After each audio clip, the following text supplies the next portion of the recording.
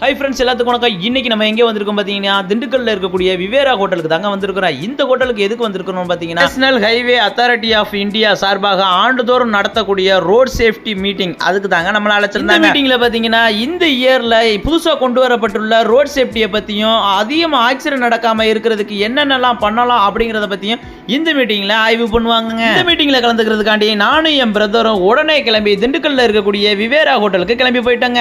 அங்கே போனா 4வது ஃப்ளோர்ல மீட்டிங் நடக்குதுன்னு சொன்னாங்க. உடனே 4வது ஃப்ளோருக்கு போயிட்டாங்க. படிக்கிற காலத்துல எல்லாம் ஸ்கூலுக்கே நம்ம லேட்டா தாங்க போவோம், மீட்டிங் மட்டும் கரெக்டா போயிருவோமா? ஆமாங்க, மீட்டிங் 10 மணிக்குன்னு சொன்னாங்க.